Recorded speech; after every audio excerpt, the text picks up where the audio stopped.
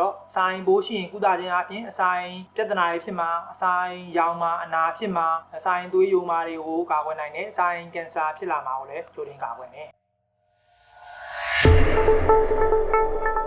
အားလုံးပဲမင်္ဂလာပါကျွန်တော်ကတော့အစာအိမ်လမ်းကြောင်းလက်ကျိတ်လမ်းကြောင်းနဲ့မွန်းချိုယောဂတစ်ခုသမားတော့ဒေါက်တာငင်းကိုရင်ဖြစ်ပါတယ်အစာအိမ်ပိုးရှိရင်ကုသင့်သလားပေါ့နော်တချို့လည်းကျွန်တော်တို့အစာအိမ်ပိုးအကြောင်းကိုနည်းနည်းပို့ပြီးတော့ကျန်းမာရေးဘူးသူလာတွေမျှဝေလာများလာတော့လူတွေကစစ်ကြတယ်ပေါ့စစ်ပြီးတော့တွေ့ရင်ကုမဲပေါ့အဲ့လိုမျိုးလုပ်နေကြဒါကိုတချို့လူတွေကတော့တိတ်ပြီးတော့သဘောမတူဆရာဝန်တွေကိုနိုင်ကလည်းတချို့ဆရာဝန်တွေအစာအိမ်ပိုးကတော့အရန်ဖြစ်များတာပဲဖြစ်များနေတာပဲဒီလိုမျိုးလိုက်ကုနေလို့ပြီးပါတော့မလားပေါ့နော်ဒီလိုမျိုးတွေးထင်ကြလေးရှိအဲ့တော့အစာအိမ်ပိုးရှိတယ်ကိုကခုနအုပ်စုတွေထဲမှာလည်းပါတယ်ဆိုလို့ကတော့ကုလိုက်ပါအစာအိမ်ပိုးရှိတာကိုကုသခြင်းအပြင်အစာအိမ်ကင်ဆာပြောင်းလဲမှုကိုကာကွယ်နိုင်တယ်အဲ့ဒါအပြင်နောက်အဲ့ဒါကင်ဆာမဖြစ်အောင်ကာကွယ်တာနောက်ထားမကြာခဏဘိုက်အောက်နဲ့ပြဿနာနဲ့ကျွန်တော်တို့လူနာတွေတော့ဒုက္ခရောက်ကြအဲ့တော့အစာအိမ်ပိုးရှိမရှိစစ်ဆေးပြီးတော့ရှိရင်ကုထားလိုက်ခြင်းအပြင်ရာခိုင်နှုန်းတော်တော်များများကအဲ့ဘိုက်အောက်နဲ့ပြဿနာကိုသိမခံစားရတော့ပဲသူဘဝမှာဘိုက်အောက်နဲ့ပြဿနာတော်တော်ဝေးသွားပါတော့အဲ့ဒီအကျိုးနဲ့တော်တော်ကုသင့်အဲ့တော့အစာအိမ်ပိုးကုလိုက်ရင်တကယ်ရောအစာအိမ်အနာတွေဥသိမ်းအနာတွေကိုကာကွယ်နိုင်သလားဆိုတာကာကွယ်နိုင်တဲ့1992ခုနှစ်ကလေးကဒေါက်တာဂရေဟမ်နဲ့ဖွဲ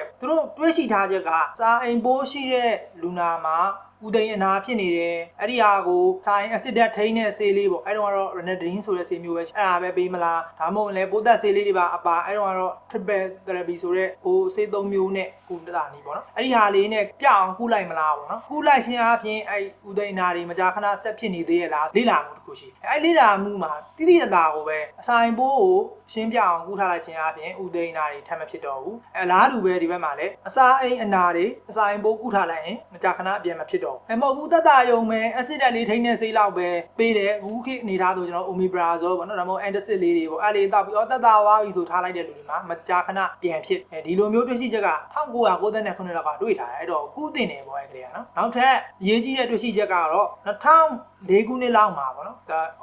သူသေသနာကြီးလုပ်ထားတာပေါ့အဲ့ဒီကအစာအိမ်ပိုးရှိတယ်လို့တွေးရှိတယ်လူ1600ကျော်လောက်ပေါ့နော်လူ1600ကျော်လောက်ကိုလေ့လာမှုလုပ်ခဲ့တယ်အဲ့မှာပိုးသက်ဆေးနဲ့သေချာလေးကုသလိုက်တဲ့အဖွဲ့ရဲ့မကုပဲထားပြီးတော့ထားလိုက်တဲ့အဖွဲ့ရဲ့9နှစ်ခွဲလောက်ကြာအောင်အဲ့လိုစောင့်ကြည့်ခဲ့ကြတဲ့အချိန်မှာအစာအိမ်ပိုးလုံးဝအရှင်းပြောက်သွားပြီဆိုတဲ့အုပ်စုအဖွဲ့ရဲ့အစာအိမ်ပိုးမကုလိုက်ဘူးပေါ့နော်ဒါမှမဟုတ်လေအစာအိမ်ပိုးကုသပြီးမှလည်းမပြဘူးဆိုတဲ့အဖွဲ့ရဲ့အဲ့လိုမျိုးနှိုင်းရှင်ပြီးလေ့လာကြည့်လိုက်တဲ့အခါမှာအစာအိမ်ကင်ဆာဘယ်သူတွေမှာဖြစ်နေလဲဆိုတော့ဒီအစာအိမ်ပိုးရှိနေတယ်ဆိုတဲ့အုပ်စုမှာပဲအစာအိမ်ကင်ဆာဒီကဖြစ်နေအောင်တွေ့ရတယ်အစာအိမ်ပိုးရှင်းအောင်ပျောက်ကင်းအောင်ကုသလိုက်တယ်ဆိုတဲ့အဖွဲ့မှာအစာအိမ်ကင်ဆာဖြစ်မလာဘူးပေါ့နော်ဖြစ်မလာတာကိုတွေ့ရတယ်အဲ့တော့အစာအိမ်ပိုးကိုသေချာစနစ်ကျကုသထားခြင်းအပြင်အစာအိမ်ကင်ဆာဖြစ်ပွားမှုကိုလည်းကာကွယ်နိုင်ကြောင်းကိုဒီ2004ခုနှစ်မှာထုတ်ပြန်ခဲ့တဲ့ paper မှာသေချာကိုရှင်းရှင်းလင်းလင်းဖော်ပြထားတယ်အဲ့တော့အကျိုးရှိနော်အဲ့တော့ကျွန်တော်တို့မြန်မာနိုင်ငံအနေထားရောအစာအိမ်ပိုးဘယ်လောက်တောင်များရှိနေလဲပေါ့နော်ကျွန်တော်တို့ဒီအစာအိမ်လမ်းကြောင်းအထူးကုအဖွဲ့တွေအနုဇီဝပိုးမွာ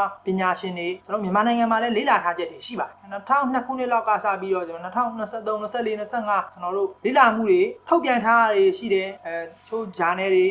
international journal တွေမှာထုတ်ပြန်ထားတာတွေရှိတယ်နောက်ကျမ်းပြုစုထားတဲ့ thesis တွေရှိတယ်ဒီဟာတွေပေါ်မှာမူတည်ပြီးတော့ကျွန်တော်မြန်မာနိုင်ငံရဲ့အစာအိမ်ပိုးကူးစက်မှုအခြေအနေကဘယ်လောက်ရှိလဲပေါ့နော်သူကတော့ဘလို့လူနာတွေကိုစစ်လိုက်တာလဲဆိုတဲ့ပုံမှာမူတည်တယ်ပေါ့နော်အစာအိမ်ပိုးဘယ် population ပေါ့ဘလို့လူထုမှာတော့အစာအိမ်ပိုးဘယ်လောက်ရှိရဲဆိုတာအဲ့ပုံမှာတော့မူတည်သေးတယ်ကျွန်တော်ဒီမှာအစာအိမ်အနာရှိတဲ့လူတွေကိုစစ်တယ်လို့ဘိုက်ကတိကောက်ဘိုက်အောက်နေတဲ့လူတွေကိုစစ်လိုက်တယ်လို့ဘာလက္ခဏာမှမခံစားရဘူးဒါပေမဲ့အစာအိမ်ပိုးစစ်ကြည့်လိုက်တယ်လို့အဲ့ဒီတွေ့ရှိချက်တွေအစာအိမ်ပိုးစစ်တင်တယ်လို့ဆိုတဲ့လူတွေကိုအကုန်စစ်လိုက်တယ်လို့ဒီလိုမျိုးဘလို့လူထုကိုစစ်လိုက်တာလဲပုံမှာမူတည်ပြီးတော့အစာအိမ်ပိုး50%ကနေပြီးတော့60%လောက်ကျွန်တော်တို့မြန်မာနိုင်ငံလူထုထဲမှာရှိနေတယ်ဆိုပြီးတော့ကျွန်တော်တို့တွေ့ရှိရဒီအချက်လက်တွေကိုကျွန်တော်တို့ပေါင်းစုပြီးတော့သုံးသပ်လိုက်တဲ့အခါမှာတော့မြန်မာနိုင်ငံလူထုထဲမှာလူ100ရှိရင်အယောက်50-60လောက်တော့အစာအိမ်ပိုးကူးစက်ခြင်းခံနေရတယ်အဲ့တော့မြန်မာနိုင်ငံမှာဟုတ်ပြီအစာအိမ်ပိုးကတော့50-60%လောက်ရှိနေပြီအစာအိမ်ကင်ဆာရောဘယ်လောက်ဖြစ်များနေလဲမြန်မာနိုင်ငံရဲ့အစာအိမ်ကင်ဆာဖြစ်ပွားမှုအခြေအနေကိုလေ့လာရင်ဒီကမ္ဘာမှာထုတ်ပြန်ထားတဲ့မှာလည်းကျွန်တော်တို့မြန်မာနိုင်ငံရဲ့ data တွေတော့ပါလာတယ်တချို့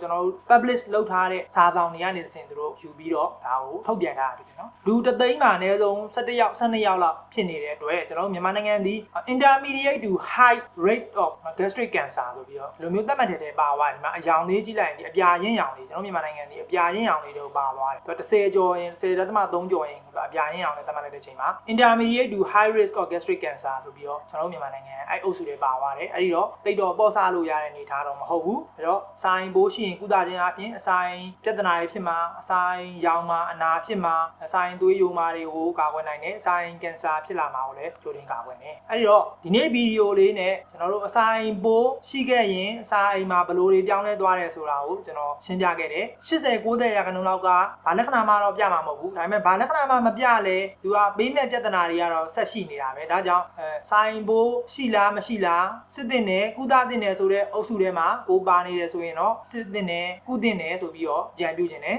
နောက်တစ်ခုကုသလိုက်တာရောအကျိုးရှိရလားပေါ့နော်ကုသလိုက်ရင်အကျိုးရှိမရှိဆိုတာတော့ကျွန်တော်ဒီမှာခိုင်မာတဲ့ဥဒေသနာတွေ့ရှိချက်တွေနဲ့ကျွန်တော်တင်ပြခဲ့တယ်အစာရင်အနာတွေဥဒိနာတွေမကြာခဏပြန်ဖြစ်မဲ့ပြဿနာနေပြီးတော့ကာကွယ်နိုင်မယ်အစာရင်ကင်ဆာဖြစ်ပွားလာမှုကနေပြီးတော့မဖြစ်အောင်ကာကွယ်နိုင်မယ်ပေါ့နော်အစာရင်ပိုးရှိမရှိကိုစစ်တင်တဲ့ကုသတင်တဲ့လူနာတွေဖြစ်နေတယ်ဆိုရင်သေချာဆရာဝန်နဲ့တိုင်ပင်ပြီးတော့စစ်ဆေးကြပါကုသမှုခံယူကြပါဆိုပြီးတော့ပြောရင်းနဲ့ဒီနေ့တင်ပြချက်လေးကိုညီကုန်းချုပ်လိုက်ပါတယ်နောက်ထပ်ဗီဒီယိုတစ်ခုမှာတော့ဘယ်လိုမျိုးကုသမလဲဆိုတဲ့ကုသမှုဟာအကြောင်းကိုပါကျွန်တော်ထပ်ပြီးဆွေးနွေးပေးသွားပါမယ်အားလုံးကျမ်းမာပျော်ရွှင်ကြပါစေ